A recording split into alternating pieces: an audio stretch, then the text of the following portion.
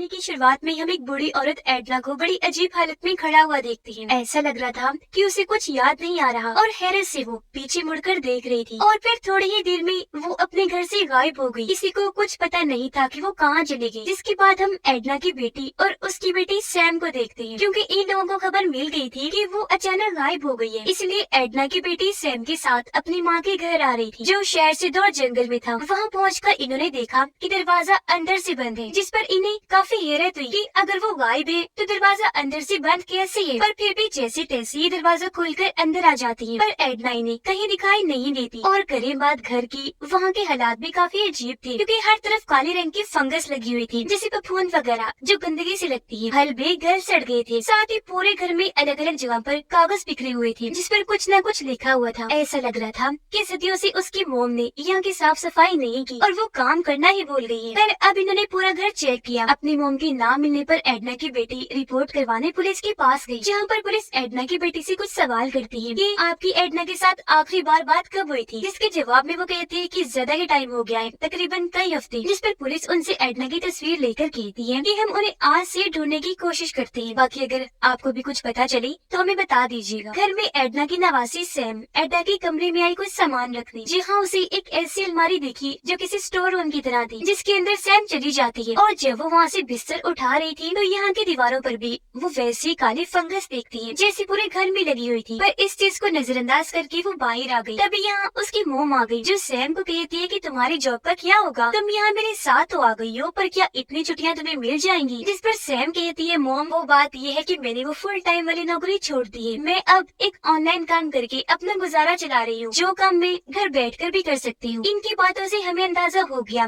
कि ये दोनों एक साथ नहीं रहती। इसके अलावा एक माँ और बेटे का जैसा रिश्ता होता है, इनका वैसा नहीं था। ये ज्यादा एक दूसरे से बात नहीं करती। पर अगले दिन सैम, उसकी मोम, पुलिस और आस पड़ोस के लोग जंगल में जाते हैं ताकि एडना को ढूंढ सके। इन्होंने काफी खोज की, लेकिन कोई फायदा नहीं हुआ। जिसके बाद ये लोग घर आ गए और सैम की मोम साफ सफाई करने लगती है। रात के वक्त सैम एडना की पड़ोसी लड़की से बात करने लगी। पूछती है, क्या तुम इस घर में आया जाया करती थी मेरी नानी के पास, और आखिरी बार तुम्हारी बात कब हुई उनसे। जिस पर वो लड़का कहता है कि पहले आता रहता था और अब तो काफी वक्त हो गया उनसे मेरी बात नहीं हुई, क्योंकि मेरे डैड ने सख्ती से मना किया था कि मैं एडना और उसके घर से दूर रहूं। जो जानकर सैम को काफी हैरत हुई कि आखिर ऐसा क्यों कहा इसके डैड ने। अब इससे पहले वो इसकी वजह पूछती, वो पड़ोसी लड़का वहाँ से चला गया। जिसके बाद सैम आकर अपनी मोम से एडना के बारे में बात करने लगती है, जिस पर उसकी मोम का कहना था कि मोम यानी एडना पिछले काफी वक्त से अजीब बर्ताव कर रही थी। वो सच में चीजें भूलने लगी थी, क्योंकि कुछ हफ्ते पहले मेरी मोम से बात हुई। वो मुझे बता रही थी कि मुझे ऐसा लगता है जैसे घर में कोई घुस आया है। पहले तो ये बात सुनकर मुझे भी अजीब लगा, इसलिए मैंने पड़ोसियों से बात की। तब उन्होंने मुझे बताया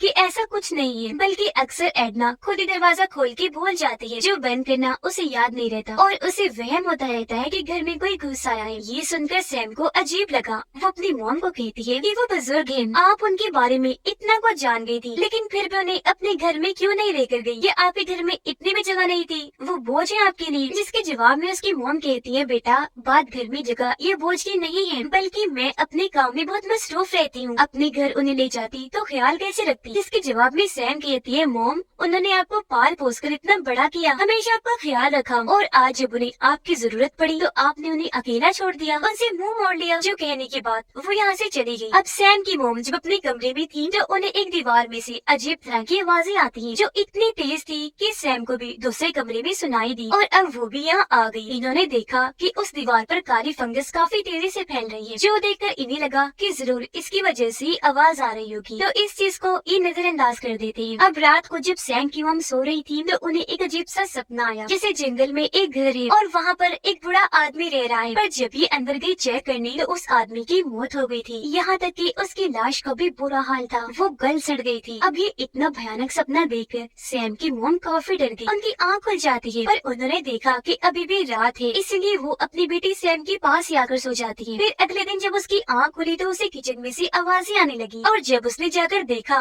तो वहाँ उसकी मोम एडना थी, जो खुद ही वापस आ गई थी। और अब उन्हें सही सलामत देखकर सैम की मोम काफी खुश हो गई, उनकी जान में जान आई। पर अब जब उन्होंने एडना से ये सवाल किया कि आप कहाँ थी, तो इसका वो कोई जवाब नहीं देती। इतनी ही देर में यहाँ सैम भी आ गई, जो भी अपनी नानी एडना को वापस देखकर काफी खुश हो जाती है। अब सैम की मोम पुलिस स्टेशन कॉल करके एडना के वापस आने की खबर देती है। साथ ही वो एक डॉक्टर से उनका चेकअप भी करवाती है कि उसकी मॉम ठीक तो है, जिस पर डॉक्टर उन्हें तसल्ली वाली बात बताती है कि आप शांत हो जाएं, ये एकदम ठीक है, हर चीज ओके है, इन्हें कोई चोट वोट भी नहीं आई है। पर जब डॉक्टर ने उनके सीने पर बने काले निशान को देखा तो वो इस बारे में एडना से सवाल करती है, जिस पर एडना का कहना था कि मुझे नहीं पता इस बारे में, मैंने भी ये निशान अभी देखा। जिस पर डॉक्टर इस निशान को नजरअंदाज करके कहती है कि अपने आप ही ठीक हो जाएगा, और सैम की मॉम को कहती है कि ये बूढ़ी हो गई है, इनकी इस उम्र में अकेला मत छोड़े, इनका ख्याल रखा करे। जो कहकर वो चली गई। अब सैम की मॉम दोबारा एडना से पूछने की कोशिश करती है कि मॉम बताए तो सही आप गई कहाँ थी, जिस पर एडना का कहना था कि बेटा मुझे कुछ याद नहीं आ रहा और मेरी तबीयत भी ठीक नहीं। ये सुनकर सैम अपनी मॉम को कहती है, मॉम अभी आप ऐसा करें, नानी को आराम करने दें, हम इस बारे में उनसे बाद में बात कर लेंगे। जिसकी थोड़ी देर बाद सैम एडना के लिए चाय बनाकर लाती है। अब इससे एडना को काफी अच्छा लगा और वो सैम को तोहफे के तौर पर अंगूठी देती है। यहाँ सैम को एडना की एक स्केचेस वाली किताब भी मिलती है, क्योंकि फ्री टाइम में वो कुछ न कुछ बना लिया करती थी। यहाँ एडना ने अपने बेटे की भी तस्वीर बनाई थी, जिसे सैम अपनी मोम को जाकर दिखाती है, जो देखकर उसकी मोम काफी खुश हो गई। ये मेरी माँ ने मुझे सहन में रख के मेरा स्केच बनाया। फिर सैम को वहाँ एक घर का स्केच दिखा, जिसके बारे में पूछने पर सैम की मोम उसे बताती है कि ये घर हमारे दादा और दादी का था, जिसे बाद में हमने छोड़ दिया। फिर काफी अरसे के बाद हमें पता चला कि दादाजी अकेले रहा करते थे, एक बीमारी की वजह से उनकी मौत हो गई। जिसके बाद हमने उस घर की और दादाजी की याद में उनके दरवाजे पर लगी कांच की खिड़की उतार ली और उसे लाकर यहाँ के दरवाजे पर लगा दिया। जिसके बाद वो सैम को कहती है कि अच्छा कल तुम अपनी नानी का ख्याल रखना, क्योंकि मैं उनके लिए ओल्ड एज होम देखने जाऊंगी, यानी जहाँ बूढ़े होने पर लोगों को भेज दिया जाता है, क्योंकि माँ को मैं वहाँ भेजना चाहती हूँ, अपने पास नहीं रख सकती, वो वहाँ सही रह सकती है। अब ये सुनकर सैम को काफी गुस्सा आ जाता है और वो अपनी माँ पर भड़क उठी। उन पर काफी गुस्सा करके वो अपने कमरे में आ जाती है, जबकि उसकी मॉम भी सोने के लिए लेट जाती है। पर तभी उन्हें बाहर से आवाज आई। वो जब चेक करने गई तो देखती है कि उसकी मॉम एडना अजीब तरह से दरवाजे की उस खिड़की के पास खड़ी है, उसे दादाजी के घर से लाया गया था और एडना उसे बड़े गौर से देख रही थी। अब तभी एडना की बेटी उसे कमरे में लाकर बेड पर बिठा देती है ताकि वो सो सके। एडना कहती है कि मुझे अजीब सी घबराहट हो रही है, मुझे ऐसा लग रहा है जैसे मेरे बेड के नीचे कोई है। अब उसकी बेटी बेड के नीचे झांक कर देखती है, लेकिन वहाँ पर कुछ भी नहीं था। जिसके बाद अगले ही दिन वो एडना के लिए ओल्ड एज होम ढूंढने चली गई। एक जगह उसे पसंद तो आई जो हर लिहाज से काफी ठीक थी, पर यहाँ वो जज्बाती होकर रोने लगी, क्योंकि अब उसका दिल नहीं मान रहा था कि वो अपनी माँ को यहाँ रखे, लेकिन मजबूरी की वजह से उसे ऐसा करना ही पड़ेगा। इसीलिए वो अपनी गाड़ी में आकर इस बारे में सोचने लगी कि क्या करूँ। उसे अपनी मॉम की फिक्र भी थी, इसीलिए वो बहुत ज्यादा रोने लगती है। सैम देखती है कि आज नानी का मूड काफी अच्छा है और वो डांस कर रही है, जिन्हें देखकर सैम भी काफी खुश हो जाती है। अब जैसे एडना ने उसे देखा, वो उसे भी अपने साथ डांस करवाने लगती है। जिसके बाद दोनों ने काफी बातें की। एडना उसे बताती है कि पहले यहाँ पड़ोस का लड़का आया जाया करता था, तब मेरा दिल लगा रहता था, पर अब वो नहीं आता और तभी से मैं खुद को अकेला महसूस करने लगी थी। तुम्हारे आने से कुछ दिल लगा हुआ है, वरना मैं तन्हाई में रहती हूँ। जो सुनकर सैम कहती है, नानी मैं सोच रही थी कि मैं यही आपके पास रहने लग जाऊँ, ऐसे आपका दिल भी लगा रहेगा और मैं आपका ख्याल भी रख लूंगी। जिस पर एडना कहती है, मेरी बच्ची तुम कैसे रह सकती हो, अपनी माँ के पास तो रहती नहीं, मेरे पास क्या रहोगी। अब उनका ये कहना ही था कि तभी उन्हें अचानक पता नहीं क्या हो जाता है, वो काफी अजीब हो गई। सैम को भी पहचान नहीं रही थी और उन्हें सब भूल गया था। वो सैम से पूछती है कि तुम कौन हो और यहाँ क्या कर रही हो, और उसे चोर कहकर कहती है कि इधर दो मेरी अंगूठी। चोर, तुमने मेरी अंगूठी चुरा ली। जो कहकर वो सैम के हाथ से जबरदस्ती अंगूठी को उतारने की कोशिश करती है। उन्हें तो ये तक याद नहीं था कि ये मैंने खुद उसे तोहफे के तौर पर दी थी। अब ये देखकर सैम काफी घबरा गई। वो खुद ही उन्हें अंगूठी देकर यहाँ से चली जाती है। थोड़ी देर में जब एडना नॉर्मल हुई तो सैम की मॉम के वापिस आने पर उसे बताने लगती है कि सैम ने कहा है कि अब से वो मेरे साथ ही रहे। जो सुनकर सैम की मॉम उसे कुछ नहीं कहती, पर थोड़ी देर बाद सैम देखती है कि एडना कमरे की अलमारी के पास खड़ी होकर उसे घूरे जा रही है। पूछने पर एडना उसे बताती है कि वो चीज यही अंदर ही रहती है, जो धीरे धीरे करके घर को और मुझे भी अंदर ही अंदर से खाई जा रही है, क्योंकि वो जानती है कि इस घर में मेरी यादें हैं। जिस पर सैम उसे समझाती है कि ऐसा कुछ नहीं है नानी, घर भी ठीक है और आप भी, यहाँ कुछ भी नहीं है ऐसा। जिसके बाद वो पड़ोसी लड़के के डैड से मिलने आती है। पूछने पर वो बताते हैं कि हाँ, मेरा बेटा अक्सर जाया करता था एडना के घर, वो उसके साथ खेलता था, वो साथ वक्त गुजारते थे। एक दिन जब वो दोनों हाइड एंड सीक यानी छुपन छुपाई खेल रही थी तो मेरा बेटा उसकी अलमारी में जाकर छुप गया, पर पता नहीं क्यों एडना ने उसे अंदर ही बंद करके अलमारी को लॉक कर दिया। वो कई घंटों तक अंदर बंद रहा। एडना ने उसे बाहर नहीं निकाला और जब मैंने इस बारे में उससे पूछा तो उसका कहना था कि मैंने तो आपके बेटे को देखा भी नहीं है, हालांकि मैंने उसकी आवाजें सुन ली थी। फिर मैंने ही उसे वहाँ से बाहर निकाला और बस तभी से उसे एडना के पास जाने से मना कर दिया। अब ये सुनकर सैम को लगता है कि जरूर उस अलमारी बारे में कोई राज छुपा हुआ है, इसीलिए वो उसे अंदर से चेक करने का सोचती है। वो जब अंदर गई तो वहाँ सच में एक रास्ता था। सैम उसके अंदर अभी नहीं जाती और ये सीन इधर ही कट हो जाता है। उधर सैम की मॉम देखती है कि एडना अकेली जंगल में जा रही है। ये भी पीछे पीछे चली गई और देखती है कि उसकी मॉम पूरी फैमिली की शुरू से लेकर अब तक की सारी तस्वीरों को खा भी रही है और वहाँ जमीन में दफन भी करने लगी है, क्योंकि उसे डर था कि कहीं ये यादें मुझसे कोई छीन ना ले। पर अगर ये मैंने कर लूंगी या जमीन में दफन कर दूंगी तो ये महफूज रहेंगी। अब सामने सैम की मॉम आ जाती है, जिस पर यह एडना उसके सामने बच्चों की तरह रोने लगी और कहती है कि मुझे अकेलेपन से डर लगता है, मैं खुद को बहुत अकेला महसूस करती हूँ। अपनी मॉम की ये हालत देखकर उसे तरस आ गया और वो उन्हें गले से लगाकर कहती है, मेरी प्यारी माँ चुप हो जाओ, मैं आइंदा के बाद आपको अकेला नहीं छोड़ूंगी और तो और मैं और सैम भी यही आपके पास ही रहेंगे। क्योंकि अब यहाँ उसने अपनी मॉम को ओल्ड एज होम भेजने का फैसला बदल लिया था, क्योंकि उसे अपनी गलती का एहसास हो गया कि मुझे माँ के बुढ़ापे में या उन्हें अकेला नहीं छोड़ना चाहिए, उनका ख्याल रखना चाहिए। जिसके बाद ये दोनों घर आ जाते हैं। जबकि अब हम सैम को देखते हैं जो उस रास्ते के अंदर चली गई। वो जब आगे बढ़ी तो रास्ता कहीं खत्म ही नहीं हो रहा था, बल्कि और अंदर ही जाता जा रहा था, जिससे तंग आकर सैम वापस जाने का फैसला करती है। जब वो बाहर निकलने का रास्ता ढूंढने के लिए पीछे आई तो वो वापस वहीं आ जाती है जहाँ से पहले भी गुजर गई थी। यानी कि ये जगह बिल्कुल एक भूल भुलैया थी। इसकी दीवारें और जगह बार बार बदलती जा रही है, जिसका मतलब कि अब सैम यहाँ पर फंस गई है। और अब जब वो यहाँ भटक रही थी तो उसे यहाँ एडना की लिखी हुई कुछ नोट्स मिलते हैं, जो सारी हेल्प इन्हीं मदद की थी। जिससे हमें पता चला कि जब एडना गायब हुई थी तो वो दरअसल यही आकर फंस गई थी। इसीलिए तो सैम और उसकी मोम को घर की दीवारों से आवाजें आया करती थी, जो मदद के लिए एडना ही कर रही होती थी। अब जब सैम दोबारा आगे बढ़ी तो देखती है कि अब ये रास्ता और छोटा होता जा रहा है, क्योंकि दीवारें नीचे आ रही थी, जिससे अब सैम को झुककर चलना पड़ रहा था। उधर सैम की मोम किसी तरह एडना को नहलाने के लिए वॉशरूम में लेकर गई, जहाँ वो देखती है कि एडना के जिस्म पर जो काला निशान था वो अब फैलते फैलते काफी बड़ा हो गया है, जो एडना को इतना बुरा लग रहा था कि वो उसे खरोच कर हटाने की कोशिश कर रही थी, जिससे सैम की मोम काफी हैरान रह गई। पर अब यह एडना उसे बिना बताए वहाँ से उठी और चली जाती है। अब क्योंकि बार टब का पानी खुला हुआ था तो वो बहकर पूरे घर में फैल रहा था। वो पानी फिर एक हीटर में चला गया, जिससे वहाँ शॉर्ट सर्किट हुआ, इन्हीं बिजली की खराबी और पूरे घर की लाइट चली जाती है। उधर सैम की फोन में सिग्नल ही नहीं आ रही थी, इसलिए वो काफी घबरा गई। उसे समझ नहीं आ रही थी कि यहाँ से निकलने के लिए अब मैं क्या करूँ। जबकि उधर एडना एक बार फिर से काफी अजीब हो गई। वो दोबारा सब कुछ भूल जाती है, अपनी ही बेटी से सवाल करती है कि तुम कौन हो, मैं तुम्हें मार दूंगी। उसके हाथ में चाकू था और अब जब वो उसे मारने आगे बढ़ी, सैम की मॉम ने देखा कि उसकी स्किन यानी कि जिल्द धीरे धीरे करके उतरती जा रही है, जिससे वो काफी भयानक दिखाई दे रही थी। और अब अपनी मॉम का ये रूप देखकर अपनी जान बचाने के लिए वो वहाँ से भाग गई, लेकिन हड़बड़ी में वो भी उसी भूल भुलैया में आ जाती है। जब आगे बढ़ी तो वहाँ उसे सैम मिल जाती है। दोनों माँ बेटी एक दूसरे के गले से लग जाती है कि शुक्र है वो मिल ही गई। सैम की मॉम को भी अंदाजा हो गया था